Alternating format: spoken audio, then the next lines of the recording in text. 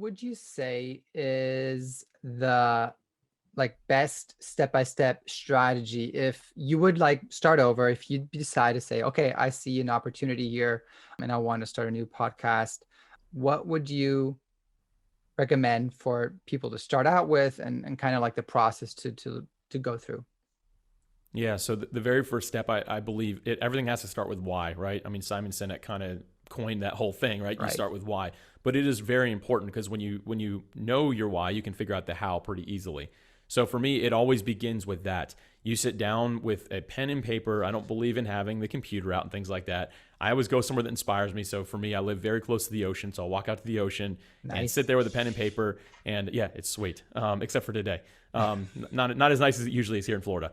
But anyway, and I kind of would write it out and be like, okay, what is the purpose of this? Because here's the thing, like podcasting is not easy. No matter what somebody tells you, it's always difficult. Like the best people in the world are like, oh, it's just a system. It's pretty simple. It might be simple, but it is not easy. Like there is a lot of work and it is a labor of love for the most part. There are plenty of easier ways to make money. I'll put it that way. So when you're going to start something, you have to really have that vision as to why you're doing it. And for me, it always ties back to the people that are going to be listening. Is it really going to be helping them? Is it really impacting them? If it is, it's worth doing. But getting really clear on that is the first step. And then from there, figuring out what your flow. So are you going to do an episode a month, every 2 weeks, every week, every day? Really figuring that out and being realistic. Because I've met a lot of people, Daniel, and I'm sure you have too, who get really excited about podcasting and they're going to do a daily show. Right. And then they get 4 days in, they're like, Right. what have I done? Yes, right. What have I done? So when I first started podcasting, I originally committed to bi-weekly. That's what I was going to do. I was just going to do bi-weekly because I knew for a fact I could do an episode every other week. I ended up moving up to every week and I was able to do it. But some people were like, you should add a second day, Alex. I can't. I don't have that capacity. So it's a matter of, again, having that why and then figuring out what you're going to do for the next amount of time. Committing to a date. For me, I like committing for 1 year. That was good. It was 52 episodes for me when I sat down. So I recommend people figuring that out and then making a bit of a timeline. Because one problem I see some podcasters do is they go week to week, kind of like paycheck to paycheck, right? Like you're not really sure what's going to happen. Hopefully you keep your job. And I find that sometimes they have trouble finding guests, which I totally understand. That was tough for me at the beginning as well. But they'll have 3 people in a row that talk about almost exactly the same thing. And then you're kind of not doing people a big service because they come back to listen and they're like, I just kind of heard this. Yeah. So you want to make sure that you build it out. I recommend in 12-week segments kind of is what I do. So I'm always 12 weeks ahead of my show. So I can organize it in a way where it's like, okay, we're going to talk about organic marketing this week. Next week, we're going to talk about how to use video to grow your brand. And then the following week, we're going to talk to somebody about getting the right mindset. So it breaks it up a little bit. So kind of I wouldn't recommend obviously getting a full year done because you're going to spend months doing that, but at least get up to 10 to 12 weeks ahead. And again, that's what I did. I had 12 weeks done before I even launched. And I could really break up the topics. So it was interesting to people that continue to come back. Again, all in the same focus, but different topics. So that's kind of the way that I recommend to get started. And then there's tons of material out there on gear and things like that. You can really do some basic Google searches to figure out like what exactly you need to podcast. And I'm happy to share some of those resources as we go on this conversation. But really, there's no really best practice for it necessarily. There's a lot of great things out there these days to make it really simple from that regard. Yeah, no, because one of the most popular podcasts out there, I think, or marketing podcasts I started listening to, and a lot of people probably know of it, is Marketing Secrets. And I know Russell started just with his iPhone in his car, like every day, just switching on his iPhone. I'm pretty sure his team like run it through like a editing software to make it a bit cleaner or whatever. But he also said, I'd rather start that way, be able to commit, like you were saying, find a way how to commit and then be able to stick with that. So that's very good. So good. So now somebody could find their why. They could finalize or decided on, okay, I'll do a weekly, a bi-weekly. I'll do a content plan or structured weeks in advance. I think one of the most common questions probably you get, or what you were also dealing with, is, okay, how can I get my first listeners? What can I do to get the word out there to kind of hack the system and get more people listening to me? Are there ways, or is it just being consistent and hoping people find me? Yeah, I mean, that would be really nice if you could just be consistent and hope people find you. And to some extent, you do have to do that. Like, there's no way to hit every medium, right? Like, at some point, you just have to trust that your content's good enough and that the people you have will share it. But with that said, again, going back to like having that avatar, how we talked about that a little bit, is really thinking about who do you know that fits that mold, or who can you reach out to that fits that mold. One, it kind of gives you some validation, but also it helps you to really bring on some listeners, right? So if you can reach out to 10 or 15 or even 20 of those people and ask them to, hey, would you mind listening to an episode? I'd love to hear your thoughts if you get around to it. If not, no pressure. But if they respond like, hey, I really liked it, then ask, hey, do you know 2 or 3 people that you could share this with that would benefit? And doing that, especially at the beginning organically, because I don't believe in starting, unless you have a budget for it, don't start dropping marketing dollars from day one with your podcast, like when you're not even sure if you want to do it after a year, right? Like really get your idea solidified before you start spending money. So for me, that's exactly what I did. I actually text all my friends that would fit in that category. And I'm around entrepreneurs a lot. So I texted about 100 people, which was a lot. And I just asked them like, hey, I'd love for you to listen.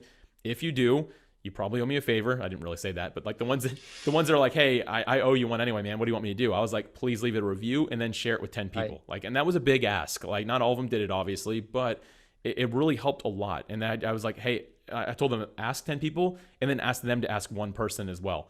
And like, just keep it going as long as we could. So we just kind of did some organic outreach like that. And that built my base audience. That really helped me from day one to have like a built-in audience. But it was all organic outreach. So then anyone I talked to along the way that said they really liked them, just like, hey, would you mind sharing it? I'm just trying to grow organically right now. Just here to add value and serve.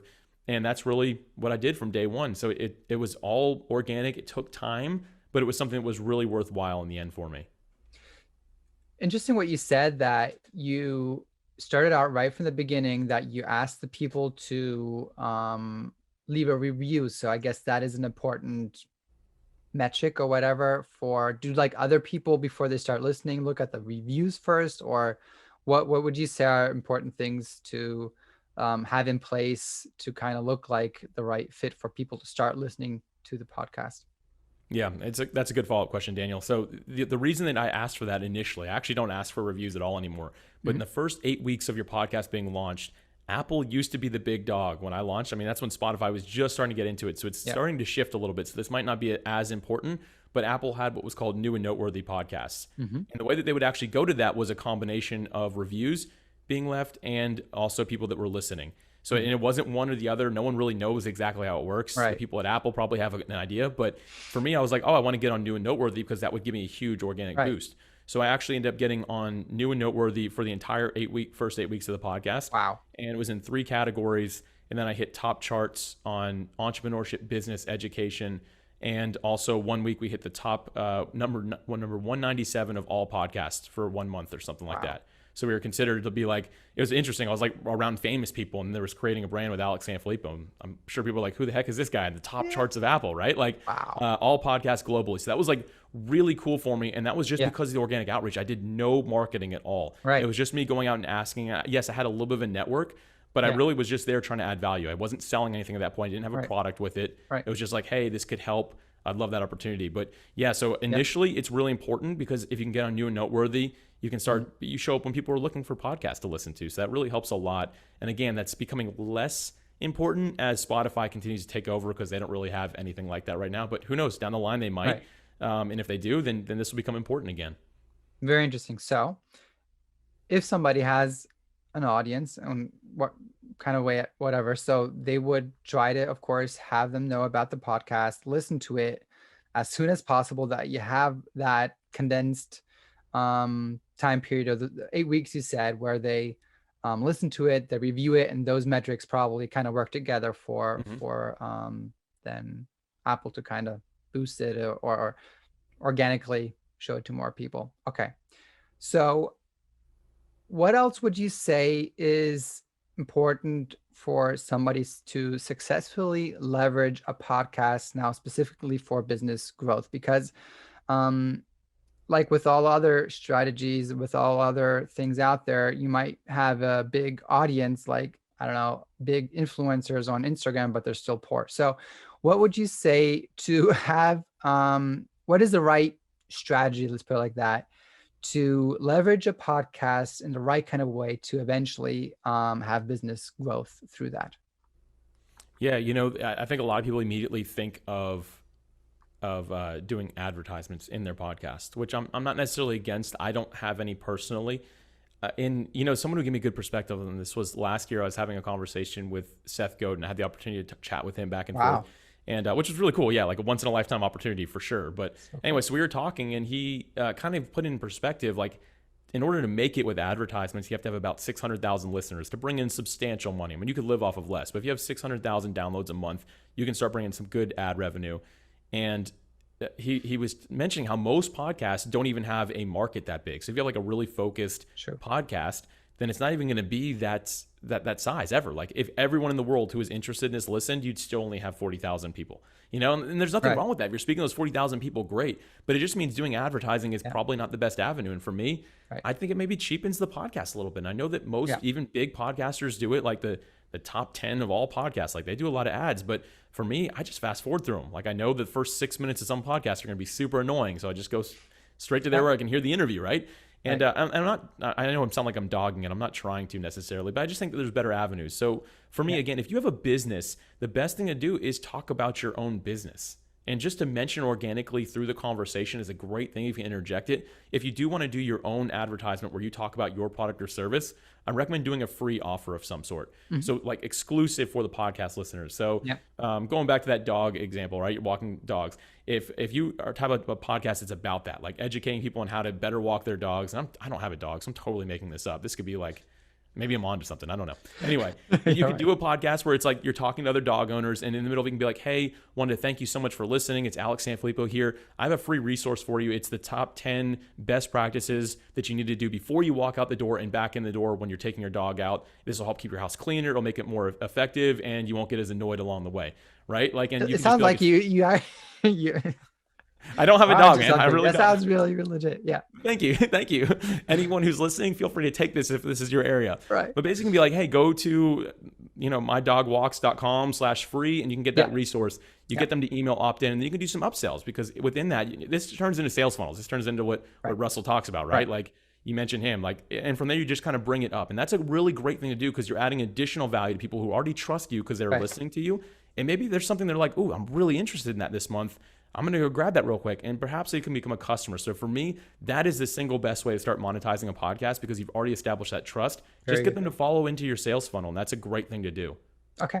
Very good. Okay. So using the podcast, using the listeners, mentioning some like first step free, something that will give value, and tell them, of course, where to get it. And then just kind of put that hook in there, and then go on with the story, whatever you want to do in the podcast. So, I know that there's often this discussion between having a like solo podcast where like one person's rambling on again and again, like only talking about themselves, I guess. And then there's the other side where they just are interviewing.